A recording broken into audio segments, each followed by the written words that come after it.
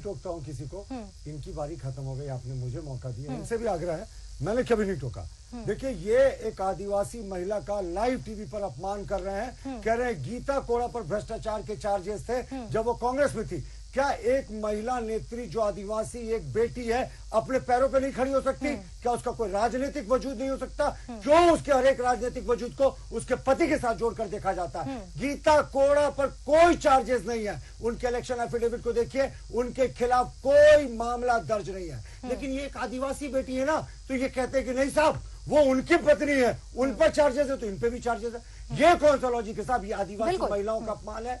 हमारा मानना है कि कांग्रेस का यही असलियत है, आदिवासियों का पग पग पर अपमान करते हैं। और इन्होंने जितने नेताओं की बात कही, मैं फिर से गीता कोड़ा के बारे में कह रहा हूं, एक आदिवासी बेटी का सार्वजनिक रूप से अपमान करके झूठा बयान देकर कि हम उनके ऊपर केस था, इनको माफी मांगनी चाहिए। कोई केस नहीं था, कोई आरोप नहीं था गीता कोड़ा के ऊपर। और सब चीज को आप उनके पति से जोड़कर देखेंगी तो क्या हमारे यहाँ आदिवासी महिलाओं को साहब बहुत इज्जत दी जाती है। कई आदिवासी समूह ऐसे होते हैं जहां बारात लेकर बिटिया जाती है अपने दूल्हे के घर में, तो ये बहुत इज्जत देने वाला आदिवासी समाज है बेटियों को। और एक बेटी पर आप प्रश्न उठा रहे, झूठे आरोप लगा रहे, ये कांग्रेस की असलियत है। कांग्रेस की दो असलियत मैं आपको और दिखाता हूं। ये कहते हैं साहब हमने कब माइनॉरिटीज के लिए कुछ खास प्रावधान किए हैं बजट में? ये तुष्टीकरण के कारण पिछले 2 चुनावों में कांग्रेस विपक्ष के नेता के पद के लायक भी नहीं रह पाई। अब मैं आपको दिखाता हूं कांग्रेस का माइनॉरिटी बजट।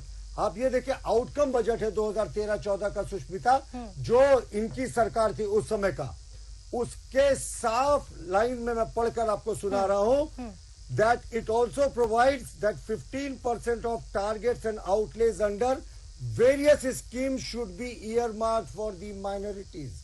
2013-14 का कांग्रेस का आउटकम बजट जो साफ कह रहा है कि 15% खर्च जो है वो अलग अलग स्कीम्स में माइनॉरिटीज के लिए करनी चाहिए। क्यों करनी चाहिए साहब?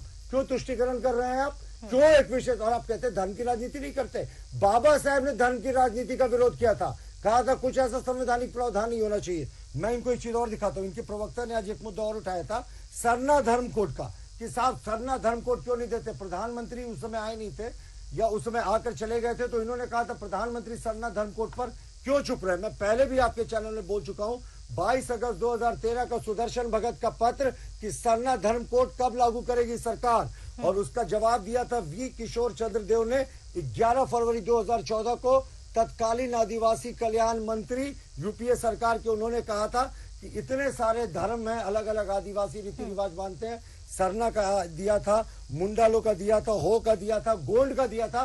कहा था सरना धर्म कोड इम्प्रैक्टिकल है। जो वर्ड इस पत्र में लिखा है वो लिखा इम्प्रैक्टिकल है, यानी उसको लागू नहीं किया जा सकता है। तो ये घड़ियाली आंसू क्यों बहा रहे हैं सरना धर्म कोड के नाम पर? इन्होंने तो खुद रिजेक्ट किया था। और माइनॉरिटी की बात करते हैं तो ये एक्सपोज हो गए 2007 में। अगर आपको याद हो तो इसी सितंबर 2007 में इन्होंने सुप्रीम कोर्ट में एफिडेविट करके कहा था कि रामायण काल्पनिक है, राम लल्ला काल्पनिक है, सीता मैया और रामायण जो भगवान महावीर थे, आपने जो भी आरोप लगाया एक बार जवाब भी ले लेते हैं। एक बार जवाब भी ले लेते हैं। 10 सेकंड। नटवर सिंह ने one life is not enough अपनी पुस्तक में लिखा है कि इंदिरा गांधी जब बाबर की कब्र पर गई तो उसके बाहर निकल कर आई। वो तत्कालीन विदेश मंत्री थे। उन्होंने कहा कि इंदिरा गांधी ने कहा साहब मुझे ब्रह्मांड की अनुभूति हो गई बाबर के कब्र पर जाकर। One life is not enough के नटवर सिंह तत्कालीन विदेश मंत्री। जवाब दे दीजिए अमृत सिंह जी, आप कुछ कहना चाह रहे थे। हाँ,